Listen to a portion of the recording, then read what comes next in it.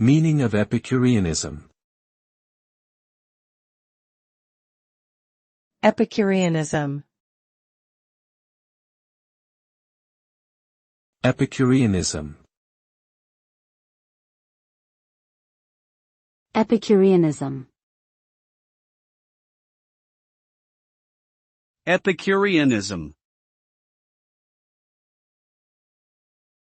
Epicureanism is a philosophical system that emphasizes the pursuit of pleasure and the avoidance of pain as the highest goal in life. It originated in ancient Greece and was founded by Epicurus. According to this philosophy, one should seek out simple pleasures and avoid excesses in order to achieve a state of tranquility and freedom from anxiety. This view also includes the idea that death should not be feared because it is simply the cessation of sensation. Overall, Epicureanism promotes a hedonistic lifestyle focused on maximizing pleasure while minimizing pain and anxiety.